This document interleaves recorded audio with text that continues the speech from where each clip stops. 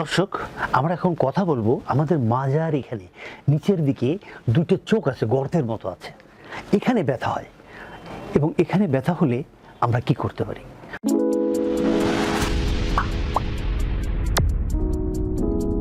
প্রথম হলো যে আমরা বসে কাজ করছি, অফিসের কাজ করি, সামনে ঝুঁকে কাজ করি, অনেক কষ্ট হয়, অনেক সময় আমরা বসে থাকতে পারি না। এই জায়গাটা হলো এরকম এরকম যদি আমরা দেখি, এটা আমাদের হিপ বোন, এই যে আমাদের এখানে আছে, আর এই এই এই এই গর্তের মধ্যে আমাদের কি হয়, এই ব্যথাটা হয়।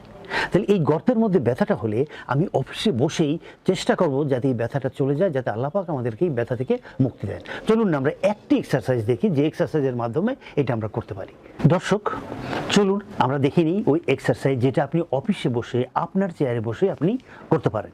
অর্থাৎ আমরা যে মুভমেন্টটা করব, এই যে পিছনে যে গর্ত আছে, এই গর্তে এই মুভমেন্টটা হবে। আপনি যে পাশে কষ্ট হচ্ছে ওই পা, যেমন ডান পাশে কষ্ট হচ্ছে ডান পা আপনি বাম হাঁটুর উপর উঠালেন, এরপরে আপনি বাম হাত দিয়ে বাম অ্যাঙ্কেলকে ধরলেন, ডান হাত দিয়ে আপনি হাঁটুকে ধরে নিচের দিকে এই চাপ দিয়ে ধরে রাখেন। ধরে রেখে মনে মনে 1001 থেকে 1005 গুনেন, অথবা সুবহানাল্লাহি ওয়া বিহামদিহি সুবহানাল্লাহিল আযীম 2 বার পড়েন। দেখবেন আপনি ভালো লাগবেন। এটা কমপক্ষে 10 থেকে 15 বার করেন এবং অফিসে কমপক্ষে 4 থেকে 5 বার করেন। 1 ঘন্টা পরই করেন। করলে দেখবেন যে আপনি অনেক ভালো বোধ করছেন, আগের চেয়ে অনেক ভালো লাগছে। দর্শক, আশা করি এই এক্সারসাইজটি বারবার করেন, অনেক ভালো বোধ করবেন ইনশাআল্লাহ।